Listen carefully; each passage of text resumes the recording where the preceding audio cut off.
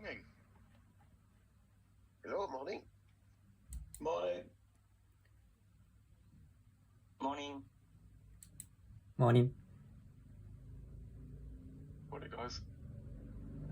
Halil, did you see that email from Turkey regarding they want to replace the pig boxes? Yeah, I seen it. We need to discuss it. They already sent one mail, and I called them and I said, look, if you have to request something, you request it directly at installation. Now it's too late. If you have an issue, you have it directly. You don't have it 1 month later. Yeah. I already, I explained and I say, what did you do when you have the issue? Oh, nothing. I said, let's start by swapping the GM. Swap the GM and see if the issue follow the GM. Did you try it? Yeah. No. Okay, so let's start by this. Swap the GM and see if it's following the GM. If it's not follow the GM, then the negative blower, what did you do? Did you adjust the negative blower? So did you do the print window? So did you see anything when you were there on this? We had the only problem we had when I was there was the fact that because the material is a little bit bit porous, they have this vacuum box underneath the thing to take away. So when they print on the pad, some of it still goes through the pad into the vacuum box. But the problem they had was the vacuum box was moving. They had a lock-in screw which they hadn't put in, so the vacuum box was moving. So that's the only time I ever saw any problems. And then once they fixed the screw, the vacuum box was in the right place. We didn't have any problems, but I was there for another day, and then that's finished. So because I think they got it all wrong, because they asked me to go there for 12 days. But too early. Yeah, far too early. So I got the machine. We'd done all the machine in the engineering room. Mm-hmm. And then on sort of like day 10, we installed it on the line. And then they still had problems with the transport. So we had like day 11 and day 12. Printing. Well, yeah, but even then they weren't printing. They was fine-tuning all the line all the time. So it only ran, I think the longest it ran was about 45 minutes. Yeah. So, so we should have been there at least a week later. We stayed on snow. Let's try to discuss about it. But for sure, Rob will say, no, we will not give anything. No, we will not do anything. I know how is Rob, so on this kind of point. So now let's try to ask them to do some different tests. And then... I'm here. How about I didn't catch the start of it? Yeah, but that's what I'm saying clearly. So if there is an issue, they should tell it directly. Yeah, but I'm saying this is I didn't catch the start of the conversation. Hello, is what I'm saying. So. Procter and Gamble. And Gamble said that they're getting some marks, only tiny little marks, but it's getting rejects, and they want to, under warranty, replace the pig boxes.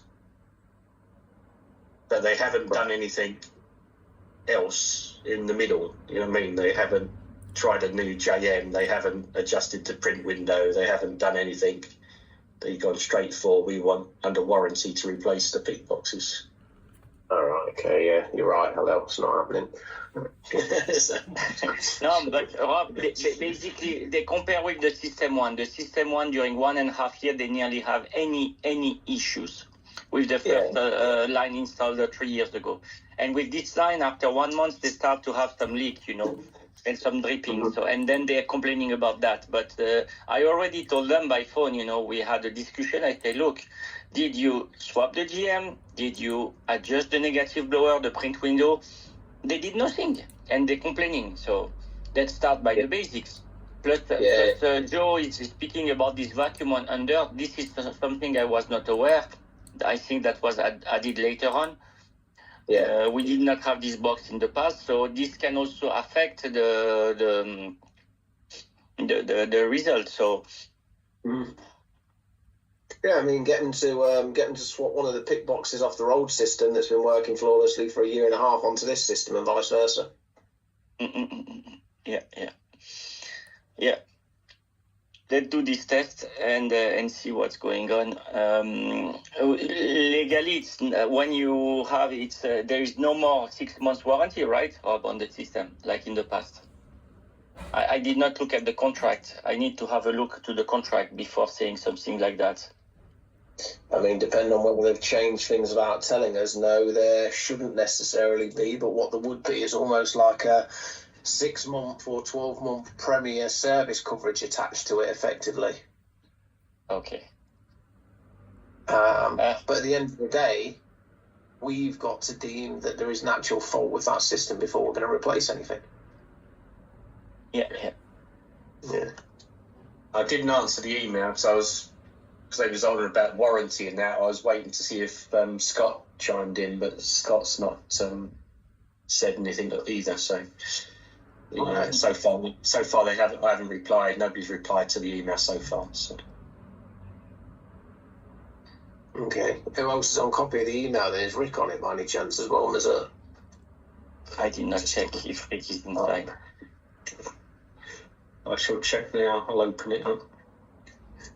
Well, I'll click on the button and wait 10 minutes for the laptop to open.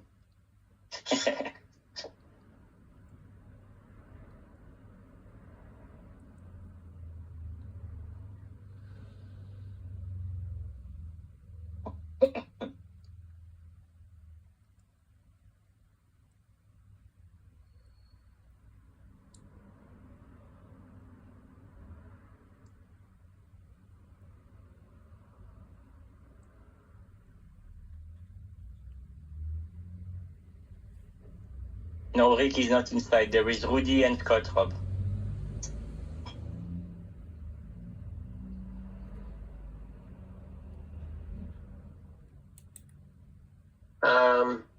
Yeah, I mean, I can pick it up and speak to Scott about it. Just make sure he doesn't reply or anything like that. But as I say, we should just go through normal processes first with them. Okay. Let me try to find. I have another mail where they did exactly the same, but Guillermo, this lady was not inside. There is other people who is asking me the question, and I already asked them to do this test. So I will use this mail, put it inside, and say, look, let's start by this check, and then we will see for the next step. Okay. Is it okay for you, Joe? Yeah. Okay. Rob, just before in the APR call, I spoke a little bit about the end of service life, for the legacy, the 4-inch, if there is any action who has been taken to replace the 4 inches by S-Series, by the sales guys, if the country manager is aware about that, it looks like nobody is aware. So I'm a little bit confused, Rob.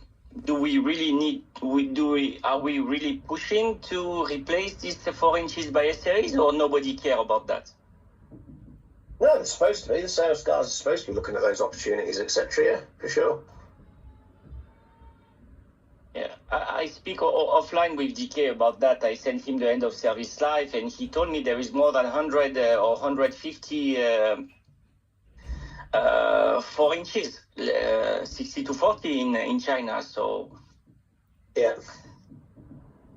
Again, it's not my job to send a mail to Lindsay and ask her if she did some proposal to these customers. But do we need to do this at one point? Try to open some lead on these kind of things. We're looking at people can open, leads and stuff like that can be opened, Halil. But with the current situation, what I'll tell you is that nearly all customers in China want to see printhead refurb, for example, significantly reduced. And at this point in time, with the tariffs, etc., they're going to see nothing but at least a 2-time increase in printhead refurb. It's going to go completely the opposite direction to what they want at the minute. So I mean, I you don't know mean what because chance it's nearly end of service life? Sorry, you mean because it's nearly end of service life? All the refurbished heads will be like double the price?